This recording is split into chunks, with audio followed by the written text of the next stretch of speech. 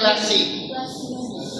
Class A yung number, pero yung kanya subnet mask ay Class C. Ano kaya masusunod doon?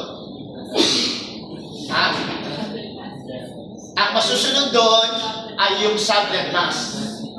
Okay, kung ano yung subnet mask, yun yung class niya.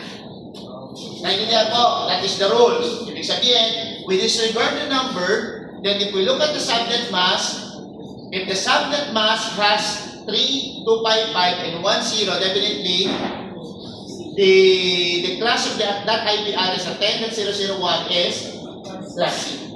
Yes, sabo. Okay, tandaan po ninyo itong mga rules na to, ha? You're going to apply all the rules sa ating computation. Ano pa? Okay na tayo dyan. So, meron siya subnet mask. Another one. Okay po, number 5. Another structure of IP address is meron siyang network address. Okay, meron siyang network address. Ngayon, paano natin malalaman yung network address niya? Ibig sabihin ng network address, ito yung isa sa mga analogy. Ang network address, halimbawa, yung room na ito, this is the network address. And the IP address that inside the room is the number of students. Okay po. Ibig sabihin, yung number of students ay pwede hanggang 255, yung sinabi natin kanina. Okay, pero yung network address natin, mananatili siyang room na to. It will remain as a room. Kahit sino pa yung pumasok dito na estudyante, it will remain as a regular. Alright? Gets po natin.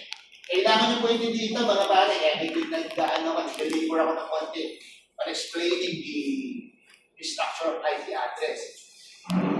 So, meaning, paano natin, how do we know the network address on class C?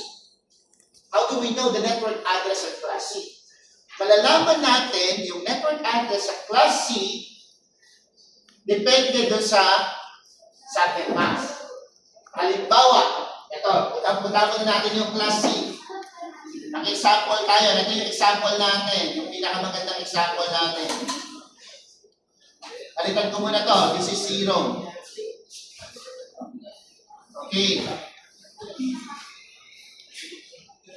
So, pag in-identify natin to, ang network address niya, kasi sabi ko sa inyo, pinapaliwanag ko sa inyo, ang hangganan ng 8 bits ay ilan?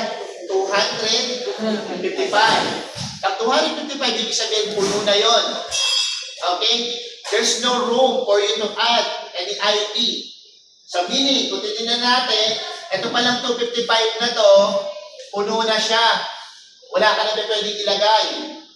Alright? Sa pangalawa, meron pa ba tayong pwedeng ilagay?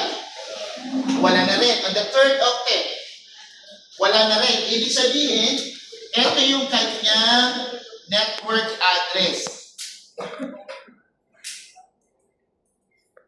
Yun yung network address niya.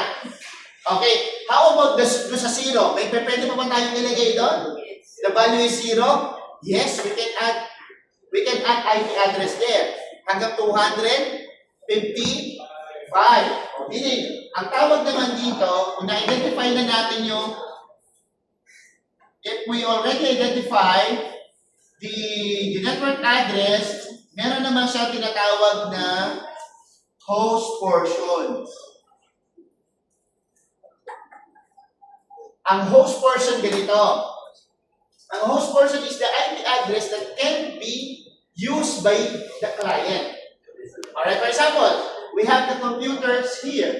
Obviously, every computers here, alright, needs an IP address. Tama po? Kasi hindi siya kukunik sa network. Ngayon, yung host address natin, alin nga yung host address natin na pwede lagyan? How many bits ang pwede natin ilagay? How many bits ito? Diba? This represent 8 bits. Tama po. This represent 8 bits na 0. Pag sinulat natin yan, 0, 0, 0, 8 0. Am I right? 8 0 yan. The meaning, pwede tayong maglagay ng value doon. Ng dulo. Okay? So, ang pinaka-network address ay 192.168.10.0. Ayun yung pinaka-network niya. Ngayon, yung ilalagay natin na PC, it started to 1 up to ano? Up to ulit-ulit ako na nagtanong para nang maintindihan ninyo. Sabi natin kanina, the network address is 192.168.10.0. Ang sabi natin, on the last portion, which is identified as the host address, ilan yung pwede ko ilagay dun sa host address? Sabi natin, 255. It started to 1 because the 0 ay nakalagay na dun sa network address. So, sa 1 hanggang 255, yun yung pwede natin ilagay na address dito sa mga computer na to. 192.168.10.1, 192.168.3.5.200.191, any address hanggang sa 255. But you cannot add 0. Bakit? Ginagamit na ng network. Okay? That is the reason. Pero may papakita ko sa inyo sa packet tracer.